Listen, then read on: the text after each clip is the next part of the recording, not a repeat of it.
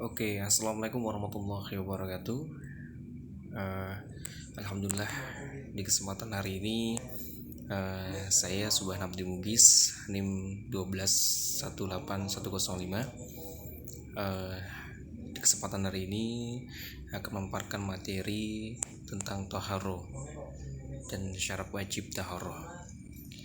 Baik, kita langsung saja untuk di kesempatan hari ini. Langsung saja untuk pengertian toharo. Pengertian toharo sendiri adalah kata toharo berasal dari bahasa Arab at-toharu yang secara bahasa artinya kebersihan atau bersuci. Sedangkan menurut istilah, toharo adalah menyucikan badan, pakaian, dan tempat dari hadas dan najis dengan cara yang telah ditetapkan oleh syariat Islam. Menurut Ibnu Rushd, toharo itu terbagi menjadi dua, yaitu yang pertama toharo dari hadas, yaitu membersihkan diri dari hadas kecil dan sesuatu yang diminta bersuci dengan wudhu, dan dari hadas besar, sesuatu yang diminta bersuci dengan mandi. Yang kedua, toharo dari khubs atau najis, yaitu membersihkan diri, pakaian, dan tempat ibadah dari suatu najis yang dengan air. Selanjutnya ada najis hadas dengan alat dan cara membersihkan atau mencucikannya. Baik, yang pertama ini najis menurut bahasa adalah apa saja yang kotor. Sedangkan menurut syara berarti kotoran yang mengakibatkan sholat atau ibadah tidak sah seperti darah dan kencing. Cara membersihkan najis ialah istinja dan istimar atau menggosok dan menyiram. Selanjutnya juga ada pengertian hadas. Pengertian hadas secara etimologi ialah seseorang yang tengah berhadas, sedangkan secara terminologi ialah sesuatu yang mengkotori atau mengotori anggota tubuh yang bisa mencegah sahnya sholat, seperti orang yang junub, haid, nifas, dan lain-lain. Selanjutnya ada cara bersuci dari hadas. Berdasarkan jenis hadas yang telah diketahui, yang disebut hadas kecil dan ada yang disebut sebagai hadas besar. Perbedaan jenis hadas ini juga berlaku bagi perbedaan cara mencucikannya. Yang pertama, cara mencuci dari hadas kecil yaitu wudhu, tayamum. Dan yang terakhir ada cara bersuci dari hadas besar, ini adalah mandi. Nah, di sini juga ada untuk alat-alat untuk bersuci. Ya, mungkin kalian juga sudah pada paham juga air ya. Ini dasar penggunaan air untuk bersuci dari najis adalah pernyataan juga dari Rasulullah SAW. Al-ma'u la yunajjisuhu syai'u illa ma ghaliba ala ta'mihi aw lanihi aw rihi. Nah, di sini artinya air itu tidaklah menyebab najisnya sesuatu kecuali jika berubah rasanya, warnanya, atau baunya. Ini diriwayatkan oleh hadis riwayat Ibnu Majah dan Baihaqi. Dan pembagian air yang digunakan untuk bersuci ialah air mutlak, air mustakmal, air mutanajis, air musyammas. Baik, dan ini ada macam-macam air yang diperbolehkan untuk syah untuk bersuci ya. Air hujan, air laut, air salju, air mata air sungai, air embun, dan air sumur. Dan yang kedua ada debu yang bisa mensucikan, ya, debu yang suci ya. Ini untuk tohar juga. Dan ketika seseorang ingin bersuci dalam artian bersuci dari hadas dan dia tidak menemukan air untuk itu, maka diberi kemudahan untuk masalah itu, yaitu dengan bersuci dengan debu yang disebut dengan istilah bertayamum. Yang ketiga inilah benda-benda yang dapat menyerap kotoran seperti batu ya, tisu, kayu, dan semacamnya. Dalam hal ini dikhususnya untuk menghilangkan najis seperti untuk beristinja. Selanjutnya sudah ada pemaparan dari rekan kami tentang najis, dan ini ada juga beberapa kotoran najis lain sebagainya. Nanti ada pemaparan dari teman kami. Dan baik, ini juga ada pengertian dari istinja. Istinja sendiri ada perkataan istinja menurut bahasa ada dua perbuatan yang dilakukan untuk menghilangkan najis, yaitu kotoran. Adapun menurut istilah syara, istinja adalah perbuatan yang dilakukan untuk menghilangkan najis dengan menggunakan benda seperti air atau batu, dan jadi istinja berarti menggunakan batu atau air ya. Di sini juga ada pengertian istimbar. istijmar ya. Ini istijmar juga adalah menghilangkan sisa buang air dengan menggunakan batu atau benda yang semisalnya. Dan ini ada syarat-syaratnya istinja dan istimar. Hilang rasanya, hilang baunya, hilang warnanya. Dan kita lanjut untuk pengertian wudhu juga. Di sini juga ada menurut bahasa wudhu artinya bersih dan indah. Sedangkan menurut istilah syariah Islam artinya menggunakan air pada anggota badan tertentu dengan cara tertentu yang dimulai dengan niat guna menghilangkan hadas kecil. Wudhu merupakan satu syarat syah sholat.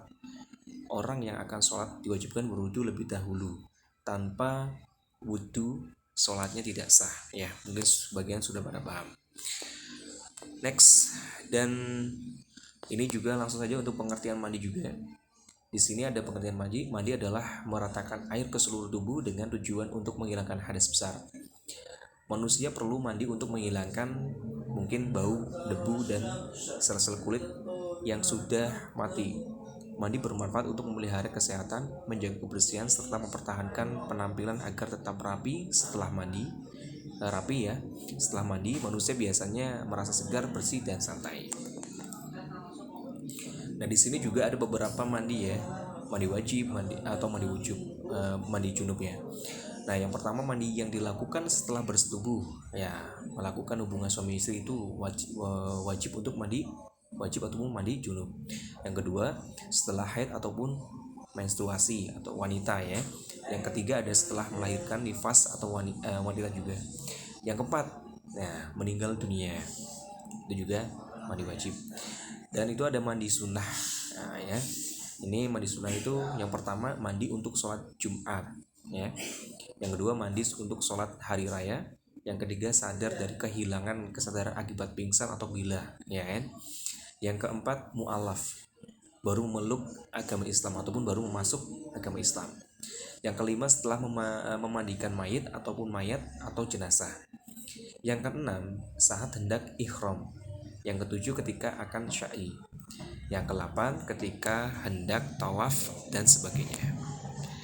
Baik, kita langsung saja untuk yang terakhir ya, pengertian tayamum ini. Tayamum adalah pengganti wudhu atau mandi wajib yang tadinya seharusnya menggunakan air bersih digantikan dengan menggunakan tanah atau tebu yang bersih. Tayamum telah dilakukan bisa batal apabila pada air dengan alasan tidak ada air, atau bisa menggunakan air dengan alasan tidak dapat menggunakan air tetapi tetap melakukan tayamum serta sebab musabab lainnya seperti yang membatalkan wudhu dengan air. Jadi misalkan kita mau bertayamum akan tetapi kita bisa mendapatkan air tersebut, itu bisa menjadikan tidak membatalkan atau tidak sahnya itu kita niat untuk bertayamum. Berarti otomatis tidak ada air, nah kita niat bertayamum dan itu akan sahih. Baik, ini juga ada sebab alasan melakukan tayamum ya. Kita akan jelaskan terlebih dahulu. Dalam perjalanan jauh, yang pertama ya, jumlah air tidak mencukupi karena jumlahnya sedikit kurang dari 2 kolah. Yang selanjutnya telah berusaha mencari air tetapi tidak ditemukan ya. Yang keempat juga air yang ada suhu atau kondisinya mengandung kemudaratan, dan air yang ada hanya untuk minum, air berada di tempat yang jauh yang dapat membuat telat sholat, dan yang keempat pada sumber air yang ada memiliki bahaya, sakit, dan tidak boleh terkena air. Syarat syah tayamum ya kan. Tadi sebab dan alasannya ini telah masuknya waktu sholat ya kan, memakai tanah berdebu yang bersih dari najis dan kotoran. Yang ketiga ada memenuhi alasan atau sebab melakukan tayamum. Yang keempat sudah berupaya ataupun berusaha mencari air namun tidak ketemu. Nah, yang selanjutnya tidak haid maupun nifas bagi wanita atau perempuan. Menghilangkan najis, selanjutnya juga menghilangkan najis yang melekat pada tubuh. Baik, ya itu ya sudah. Ini ada tata caranya juga untuk tayamum. Nah, kita tambahkan juga untuk pengertian menyapu 21. Nah, di sini ada beberapa poin penting ya, dimana menyapu 2 sepatu mashul khufain termasuk juga salah satu kekeringan dalam Islam. Ia dibolehkan bagi orang yang menetap di kampung dan bagi yang dalam perjalanan musafir ya. Ini orang-orang yang sedang dalam perjalanan musafir, yang kakinya memakai dua sepatu. Kalau hendak berwudu maka ia boleh menyapu sepatunya dengan air. Artinya sepatunya tidak perlu dilepas. Nah, seperti itu ya. Nah, ini syarat-syarat menyapu dua sepatu. Nah, yang pertama ada syarat-syarat menyapu dua sepatu, ada 4 perkara. Bahwa sepatu itu dipakai sesudah sempurna cuci bersih ya. Sepatu itu menutup anggota kaki yang wajib dibasuh, yaitu menutupi tumit dan kedua mata kaki. Dan selanjutnya ada sepatu itu dibawa berjalan lama ya. Terus yang terakhir, jangan ada di dalam dua sepatu itu najis ataupun kotoran. Berarti tetap bawa sepatu itu suci ya, intinya nggak bawa najis ataupun kotoran. Baik, di sini juga ya untuk selanjutnya kita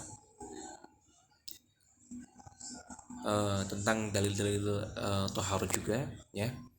Innallaha yuhibbut tawabina wa yuhibbul mutatahhirin. Nah, ini artinya sesungguhnya Allah menyukai orang-orang yang bertaubat dan menyukai diri. Nih, Quran surat Al-Baqarah ayat 222. Dan yang kedua juga la yuqbalullahu sholata bi khairi tahur. Nah, ini artinya Allah tidak akan menerima sholat yang tidak dengan bersuci. Ini hadis riwayat Muslim. Baik, ini ada juga untuk etika-etikanya ya, etika buang air, etika wudhu. Nah, ini ada beberapa poin penting. Masuk ke kamar mandi ya, kalau kita etika buang air, masuk ke kamar mandi dengan mendahulukan kaki kiri, membaca doa, jangan bicara atau ngobrol di kamar mandi ya, itu tidak berkenangan. Dan keluar dari kamar mandi dengan mendahulukan kaki kanan dan membaca doa. Jangan buang air besar ataupun kecil di tempat yang orang sering lewat atau berteduh, karena membahayakan, takut binatang yang tersakiti. Ya, terakhir jangan menghadap atau membelakangi kiblat pada saat buang air, kecuali dilakukan dalam bangunan, ruang khusus ya, dan lain-lain. Dan ini ada juga etika untuk berwudu. Jagalah diri selalu dalam keadaan wudu atau senantiasa memperbarui wudu. Jangan tidur sebelum wudu ya, ini lebih baik juga. Dan awali dengan basmalah ketika berwudu. Dan bersiwaklah setiap kali berwudu. Berarti kalau kita ingin menyunahkan suatu itu berwudu campur dengan bersiwak. Mulailah berwudu dengan bagian kanan dan lainnya. Baik,